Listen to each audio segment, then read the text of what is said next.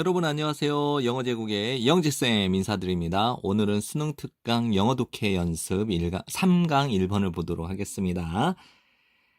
만일 여러분이 발견한다면, 안다면 어렵다라는 것이 어떤 게 어렵냐면요.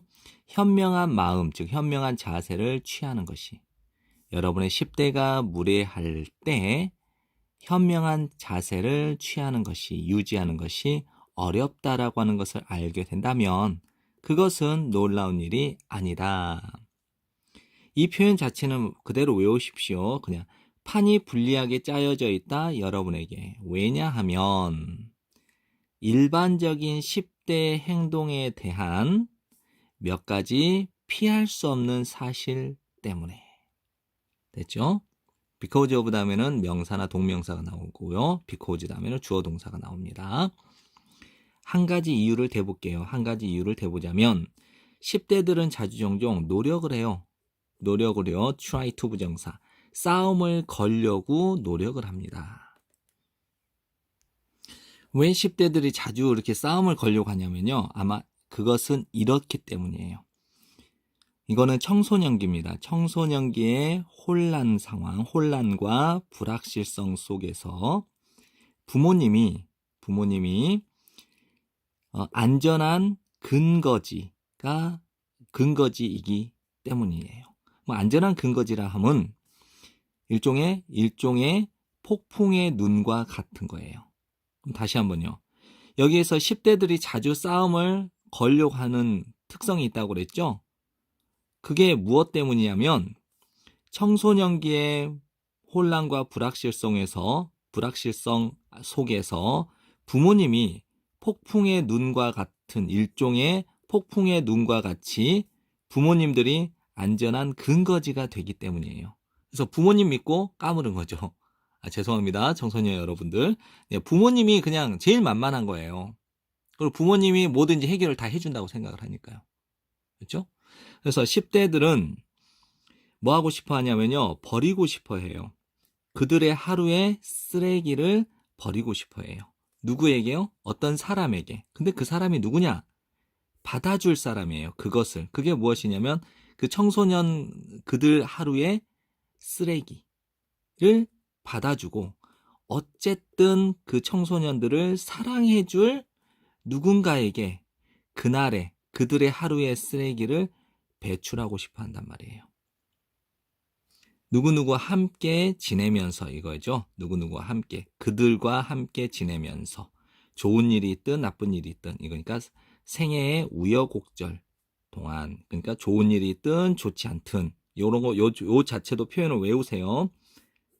좋은 일이 있든 좋지 않은 일이 있든 간에 그들과 함께 머무르면서 함께 하면서 어쨌든 그들을 사랑해주고 그들의 하루에 쓰레기를 받아줄 누군가에게 그들의 하루의 쓰레기를 배출하고 싶어 합니다. 자, 만일 이거는 이때 진주어 가주어니까요. 명백해진다면 대절 전체가 당신이 말하는 모든 것이 잘못되었다라고 하는 것이 명백해지게 되면 비록 당신은 알고 있어. 당신이 옳다라고 하는 것을 알고 있지만 당신이 말하는 모든 것이 잘못되어 있어. 이 말은요. 이제 10대 아이가 부모님에게 무례한 행동을 해요. 그럼 분명히 10대 아이가 잘못을 했는데도 불구하고 그냥 모든 것이 엄마가 말하는 또 아빠가 말하는 모든 것이 잘못되어 있어요. 그 아이에게는. 그러면 이 무슨 말을 해도 이거는 통하지가 않는 거예요. 그러니까 일단은 당신이 말하는 이 모든 것이 잘못되어 있다라고 하는 것이 분명해지게 되면, 명백해지게 되면 당신은 그 회전목마인데요. 이거는 어지럽게 상황이 돌아가는 이 일을 멈출 수 있습니다. 당신이 원하는 때는 언제든지.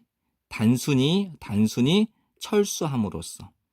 아이가 잘못한 행동을 했잖아요. 근데 부모님이 봤을 때는 부모님이 옳다라고 하는 것을 알고 있지만 그 상황 자체가 부모님이 말하는 그 모든 상황이 잘못되어 있다라고 하는 것이 명백해지는 그 순간, 어떤 말을 해도 통하지 않는 그 순간에는 부모님이 무엇을 해야 되냐면 단순히 철수함으로써 부모님이 원할 때 부모님이 그냥 나가버리면 되는 거예요. 그래서 그 회전목마, 요거는 그 어지럽게 돌아가는 그 상황을 멈출 수 있다라는 거예요. 아이가 멈추는 게 아니라 무례한 청소년이 멈추는 게 아니라 그 부모님이 그 상황을 멈출 수 있다라는 거예요. 그래서 그 부모님한테 이제 충고를 하는 거는 걸어 나가지 말라는 거예요.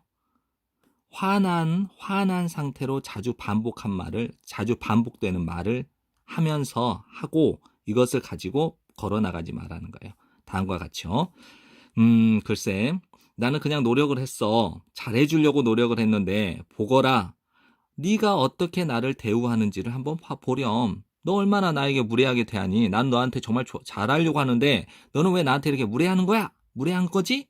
이렇게 화난 상태로 자주 반복하는 말을 하면서 걸어 나가지 말라고 지금 필자는 충고하고 있는 겁니다.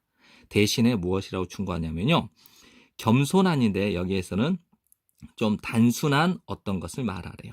좀 적확한 그 상황에 아주 맞는 단순한 어떤 것을 말하래요. 다음과 같이요. 아, 내가 알겠구나. 대절 전체를. 너가 어디에 있지 않아. 그 분위기 속에 대화를 위한 분위기 속에 존재하지 않는구나. 그러니까 네가 말할 분위기가 아니구나 라는 것을 내가 알겠어. 이해되는구나. 그래. 그러면 다음 기회로 미루도록 하자와 같이 좀 더 단순한 어떤 것을 말하라는 거예요. 그 아이의 그 기분을 헤아려주는 말을 하라는 거죠. 이거는 이제 unless 자체는 많이 하지 않는다면이니까 그들의 심술궂음이 지속적이지 않다면 대절 전체라고 생각을 해라. 대절 전체라고 생각을 해라. 여기서 인터랙션은 상호작용도 되지만 대화라고 보십시오. 그 대화는 더 기회에 관한 것이라고 생각해라 이거예요. 버리는 것이죠. 쓰레기를. 그 쓰레기를 버리는 기회에 관한 것이다. 무엇보다는 여러분의 전반적인 관계를 반영하는 것보다는 쓰레기를 버리기 위한 기회에 관한 것이다라고 가정하세요. 이거예요. 만약 아이들의 무례함이 심술궂음이 지속적이지만 않다면 대절 전체라고 가정을 하십시오. 생각하십시오. 그 대화가 여러분의 전반적인 그 관계를 반영하는 것보다는 쓰레기를 버리기 위한 기회에 관한 것이라고 쓰레기를 버리기 위한 기회에 관한 것이다라고 생각하십시오. 이거예요. 자, 내용 정리를 간단하게 하겠습니다. 이제 무례하게 구는 10대 자녀와 대화를 할 때는요, 이제 부모의 말이 전혀 받아들여지지 않는 상황이 초래될 때가 있을 거예요. 그럴 때는 자녀와 싸우지 말고 또 자녀에게 화를 내지 말고 그 대화를 중단하고 다음 기회로 미루라고 얘기하고 있습니다. 그럼 결국은 10대 자녀의 무례함에 대처하는 방법은 대화를 중단하고 다음 기회로 미루는 것, 즉 철수하는 것이 가장 좋은 방법이라고 이 필자는 말하고 있는 것입니다. 네, 여러분들 공부한다고 고생 많으셨습니다. 감사합니다.